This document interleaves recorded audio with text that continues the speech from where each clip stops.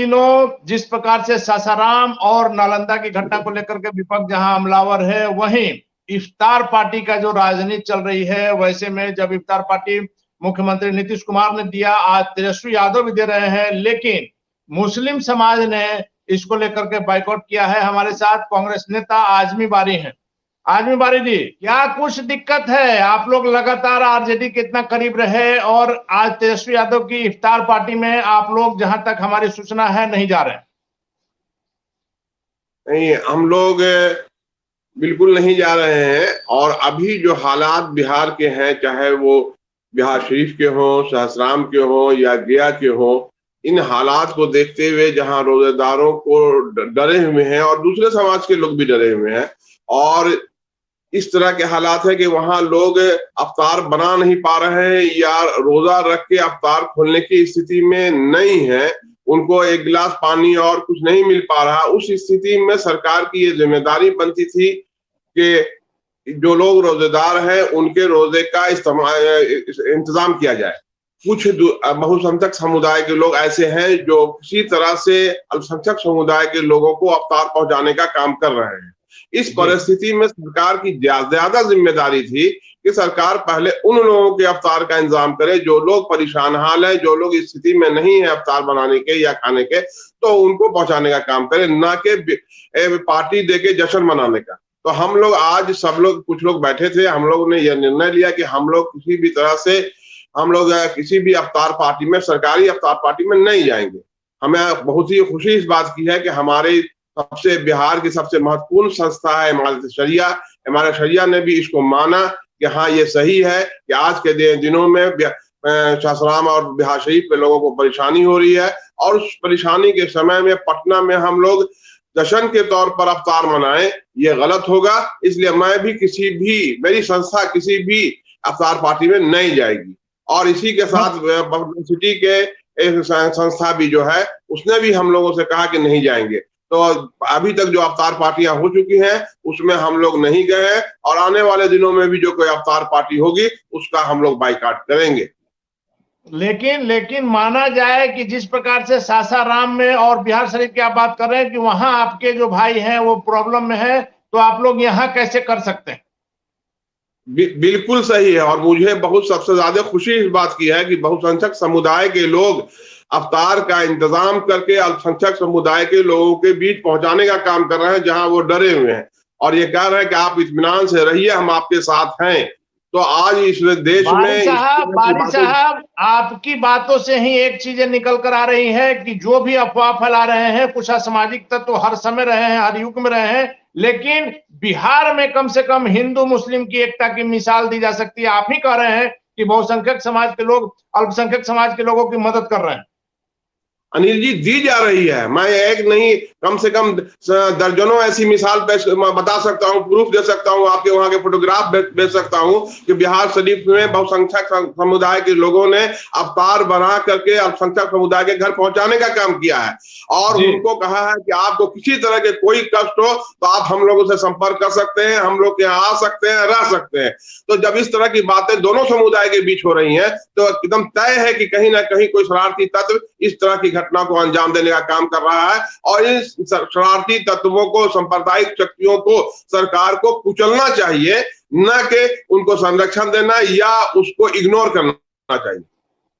बारी साहब, सबसे खुशी की बात है कि लगातार हम इन बातों को कहते आए हैं कि हिंदू मुस्लिम को लड़ा करके जो लोग अपनी राजनीति करना चाहते हैं उनको कम से कम बिहार में स्थान नहीं मिल पाएगा, क्योंकि दोनों पक्ष हिंदू मुस्लिम समझदार हैं और अफवाह पर ध्यान नहीं देंगे। लेकिन इतना तय है कि जब किसी प्रकार का कोई उपद्रव होता है तो वैसे में कुछ असामाजिक तत्व, कुछ लूटपाट करने वाले लोग सक्रिय हो जाते हैं, और इसी को हवा दे करके राजनीतिक पार्टियां जो है अपनी राजनीतिक रोटी सेकती हैं। बिल्कुल आपने सही कहा कि ये लोग, कुछ लोग हैं जो अपनी राजनीतिक रोटी सेकने के लिए इस तरह का काम कर रहे हैं, और वो कहीं से भी देश के भी भक्त नहीं हो सकते हैं, देश के भी हमदर्द नहीं हो सकते हैं। अल्पसंख्यक समुदाय के हमदर्द तो है ही नहीं है, लेकिन देश के भी हमदर्द नहीं है। जहां इस तरह की शक्तियां पनपती हैं या उजागर होती हैं, उससे कहीं ना कहीं दूसरे समुदाय को कितना नुकसान होता है, उनकी संपत्ति कितनी जलती है, ये तो बात की बात है। कहीं ना कहीं देश को नुकसान होता है, देश की एकता और अखंडता पर प्रश्नवाह का चिन्ह लगता है। तो ऐसे लोग कभी देश के हितैषी नहीं हो सकते हैं।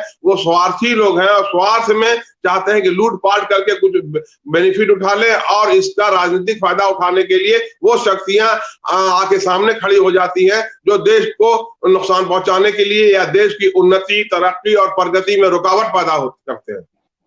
एक बात आदमी साहब आप और मानेंगे कि जैसे हम आप पड़ोसी हैं, अगर हम लोग एक बाइक से जा रहे हैं, हम जाकर के हनुमान मंदिर में पूजा कर रहे हैं, आप वहीं बगल में मस्जिद में जाकर के नमाज अदा कर रहे हैं, और फिर दोनों भाई जो है बाहर निकलकर एक बाइक पर बैठकर अपने अपने घर को चल दिए।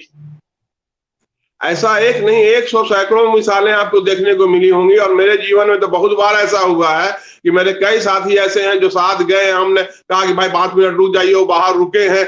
मुन्ना शाही जी मेरे साथ गए हैं और वो बाहर में खड़े रहे हज भवन के सामने, और हम जुमा की नमाज पढ़ के आए हैं, उस वक्त तक वो खड़े रहे जब तक मैंने जुमा की नमाज नहीं पढ़ी है। तो ऐसे कई मिसालें मिलती हैं। और मुन्ना शाही जी को हमने देखा है कि वो हनुमान मंदिर में गए हैं, अंदर पूजा किए हैं, और हम बाहर खड़े रहे। तो ऐसी कई मिसालें हिंदू मुस्लिम एकता की इससे बढ़िया मिसाल क्या होगी। साथ ही साथ आजमी साहब, जिस प्रकार से मुख्यमंत्री नीतीश कुमार लगातार इन घटनाओं पर अपनी पैनी निगाह रखते हैं, आपने देखा घटनाएं घट सकती हैं, चूंकि उपद्रवी को आप हर जगह रोक नहीं सकते हैं, सरकार पर इल्जाम लगाना बहुत आसान है, लेकिन उस जगह बैठकर डिसीजन लेना कितना मुश्किल है वही लोग समझ सकते हैं। लेकिन मुख्यमंत्री नीतीश कुमार ने सासाराम और बिहार शरीफ में जिस प्रकार से घटना को आपने देखा कि जिस प्रकार से डील किया, जिस प्रकार से शांति बहाल किया, और आज भी उसी का परिणाम है कि कहीं अफवाह को फैलने नहीं दिया गया। प्रशासन पूरी तरह से चुस्त दुरुस्त है, स्थिति पूरी तरह से नियंत्रण में है। यहां तक कि अफवाह पर भी सोशल मीडिया से लेकर के तमाम खबरों पर भी पैनी नजर रखी गई, जिसके कारण से अफवाह नहीं फैला, उपद्रवियों को वहीं पर सिमट कर रह जाना पड़ा। बिल्कुल आप सही कह रहे हैं अनिल जी। इसके लिए बधाई के पात्र मुख्यमंत्री नीतीश कुमार हैं और बिहार की प्रशासक जो अफसर हैं, जिनके माध्यम से आज इतनी बड़ी घटना जो हुई थी उससे बड़ी और हो सकती थी। बिहार शरीफ अफवाह के कारण आपने देखा आदमी साहब की तमिलनाडु में बिना आग का धुआं हो गया। बिल्कुल बिल्कुल। और हमको दुख इस बात का है कि आज के डेट में भी जिन लोगों ने तमिलनाडु की घटना कराने की कोशिश की, उनके पक्ष में भी लोग खड़े हैं। इससे बड़ा दुर्भाग्य कुछ नहीं हो सकता है। तो ये ऐसे तत्व हैं जो कुछ ना कुछ अपने लोगों को कब्जे में करके रखे रहते हैं, चाहे उसका वजह जो भी हो, और जो उसका फायदा किसी तरह का उठाना चाहते हैं। तो ऐसे तत्वों को जो इस तरह की घटनाएं जो एक देश के 2 राज्यों के लोगों को लड़ाने का काम करते हैं, वो लड़ाने का ही काम करते हैं। ये नहीं कि वो हिंदू मुस्लिम को लड़ा रहे हैं, वो एक राज्य के, एक देश के 2 राज्यों के लोगों को भी लड़ा रहे हैं, दोनों हिंदू हैं। तो वो लड़ाने पर ही विश्वास करते हैं, ना कि शांति पर भी विश्वास करते हैं, और लड़ा करके अपना बेनिफिट। देखिए कितनी बड़ी साजिश हुई है। एक यूट्यूबर लड़का, हम ज्यादा कुछ नहीं बोलना चाहते उसके बारे में, बाज़ाब्ते किनके शह पर गया, तमिलनाडु जाता है, वहां फेक वीडियो बनाता है, वहां से आने के बाद बिहार में स्थिति ऐसी होती है कि हम लोग भी पेपर और आपके चैनल को देखने से ऐसा लगता है ये तो बहुत बड़ी भयावह स्थिति हो चुकी है। अब जिस तरह से कभी महाराष्ट्र में देखने को मिलता था, अब कहीं ऐसा ना हो कि तमिलनाडु और बिहार में देखने को मिले। इस तरह का वातावरण बना देने वाला लड़का, और उससे ज्यादा दुर्भाग्यपूर्ण बात यह है कि उसके पक्ष में कुछ लोग खड़े हो रहे हैं और खड़े होकर सोशल मीडिया पर ये कह रहे हैं कि नहीं उसके इतने फॉलोवर्स हैं, वो अच्छे हैं। तब इससे बड़ा दुर्भाग्यपूर्ण बातें कुछ नहीं हो सकती, जो इस तरह के लोगों को भी समर्थन में जो लोग खड़े हो रहे हैं। आज भी साहब इसमें थोड़ा सा आपसे हम अलग विचार रखते हैं। जिस प्रकार से वो घटनाएं हुई, उसमें मनीष कश्यप के बारे में जो आप बात कर रहे हैं, मनीष कश्यप के अलावा हम लगातार शुरू से ये बातें कर रहे हैं कि जिन लोगों ने भी इस फेक खबर को बढ़ाने में, दिखाने में दिलचस्पी ली, दिखाया, उन सबों पर कार्रवाई होनी चाहिए। एक मनीष कश्यप पर कार्रवाई होने से नहीं होगा। आपने देखा प्रिंट मीडिया से लेकर के इलेक्ट्रॉनिक मीडिया, सभी लोगों ने थोड़ा कम बेसी सबने चलाया था। तो बिना सत्यता जाने खबर को चलाने वाले सभी लोगों पर कार्रवाई होनी चाहिए। उन नेताओं पर भी कार्रवाई होनी चाहिए जिन्होंने इसमें बढ़ चढ़कर बयान दिया। आपने देखा बिहार विधानसभा कई दिन तक चलने नहीं दिया गया था। बिल्कुल आप सही कर रहे हैं कि जब विधानसभा को उस दिन फेक न्यूज पर विधानसभा नहीं चली, इससे दुर्भाग्यपूर्ण बातें क्या हो सकती हैं। तो ये इस तरह के लोग हैं जो चाहते, कोई सवाल वहां नहीं उठ सका। जो लोग ने इस तरह से फैब्रिकेटेड न्यूज बनवाई, वही लोग यहाँ हंगामा भी कर रहे थे। वो तो जान रहे थे कि वो जानबूझ के इस तरह की बातें कर रहे थे, विधानसभा बंद करा रहे थे कि कहीं ना कहीं ये लोग भी उसमें शामिल थे, उस साजिश में शामिल थे जो एक यूट्यूबर ने किया था। तो वो बाज़ाब्ते उनके प्लान के तहत इसलिए था ताकि वो इस तरह की घटनाएं घटे और उसके बाद हम इसको तुरंत इशू बना दें और वह एक नया वातावरण बनाने की कोशिश करें। आजमी साहब, लेकिन जिस प्रकार से फिर से बिहार की शांति को भंग करने का प्रयास किया गया और नीतीश कुमार की सरकार ने उसे सख्ती से कुचल दिया, वैसे में मुख्यमंत्री नीतीश कुमार पर आज भी, चूंकि आप लोग सरकार में भी हैं, लेकिन मुख्यमंत्री नीतीश कुमार ने जिस प्रकार से बिहार शरीफ और सासाराम की घटना को डील किया, जिस प्रकार से नियंत्रण किया, इससे तो आप लोग संतुष्ट हैं? बिल्कुल संतुष्ट हैं, हम ही नहीं पूरा बिहार संतुष्ट है और वो धर्मनिरपेक्ष लोग, शांति प्रिय लोग भी संतुष्ट हैं। घटना तो घट ही जा सकती है, एक बार घटना घटने में कोई रोक नहीं सकता है, लेकिन जो घटना घट गई उसके बाद जिस तरह से उन्होंने रोकवाने का काम किया है वो बधाई के पात्र है। नियंत्रण पाया गया, यह काबिले तारीफ। बिल्कुल बिल्कुल एकदम काबिल तारीफ है और दोनों जगह जिस तरह नियंत्रण पाया गया वो काबिल तारीफ है और वो लोग बधाई के पात्र हैं जो इस पर नियंत्रण किए हुए हैं। सरकार और सरकार के अमला, अफसर, सब लोग इस बधाई के पात्र, और खास के वो चैनल, वो लोग जो इस चीजों को रोकने में अहम भूमिका निभा सकते थे, उन्होंने निभाया। आप जैसे लोग आप सामने आगे खड़े हुए कि आज अच्छे वातावरण में, आज भाईचारे की वातावरण में बिहार शरीफ जैसी जगह में भी लोग सांस लेने का काम कर रहे हैं। मीडिया का काम है आजमी साहब कि जब आग जल रही हो तो उसमें पेट्रोल न डाल करके पानी डाला जाए, और जो खबर जरूरी है लेकिन उससे भी अगर आग फैल सकती है तो उस खबर को भी नहीं चलाया जाए। ये तो आपकी सोच हो सकती है अनिल जी, जिस आप जैसे सुलझे हुए लोग, आप जैसे लोगों को जो मैं सैल्यूट करना चाहता हूं, सलाम करना चाहता हूं, जो ये सोच रख रहे हैं इस तरह के हालात में भी, जहां हर लोग गोदी मीडिया के नाम से जाना जा रहा है और हर लोग आग लगाने का काम कर रहा है। उस वक्त आप उस आग को बुझाने का काम नहीं कर रहे, बल्कि अपने आप को उस आग में झोंक करके उस आग को बुझाने का काम कर रहे हैं। इसलिए आप जैसे लोग और बाकी सब लोग जो लोग इस आग को बुझाने का काम कर रहे हैं वो बधाई के पात्र हैं, क्योंकि आग लगाने वाले जो है वो बहुत खतरनाक लोग हैं, वो साजिश के तहत काम कर रहे हैं। उनको बहुत सारी फैसिलिटीज हैं, आप लोगों को कम फैसिलिटीज में, बहुत दूसरे वातावरण में आप लोगों को काम करना पड़ता है। इसलिए जो लोग दंगा फैला रहे हैं, आग लगा रहे हैं, वो लोग के साथ बहुत सारे लोग खड़े हैं, कुछ सरकारी अमले भी खड़े हैं। उस वातावरण में आप लोग इसको बुझाने का काम कर रहे हैं, इसलिए वो सब लोग बधाई के पात्र हैं जो इस आग को बुझाने का काम और इस माहौल को। क्योंकि बारी साहब, साजिश को समझना जरूरी है, अगर आप नहीं समझ रहे हैं तो कहीं ना कहीं आप भी उसके शिकार हो रहे हैं। लेकिन आखिरी में आपसे सवाल है कि जब सरकार से आप लोगों को कोई शिकायत नहीं है, आप लोग मान रहे हैं कि सरकार ने सही ढंग से इस पूरे मामले को नियंत्रण में किया है, वैसे में जब आज तेजस्वी यादव इफ्तार पार्टी दे रहे हैं तो आप लोग क्यों नहीं जा रहे हैं? आप लोग को जाना चाहिए। बहुत अच्छा सवाल आपने किया है। हम ये कह रहे हैं कि इस इफ्तार पार्टी को थोड़ा और बढ़ा देना चाहिए था।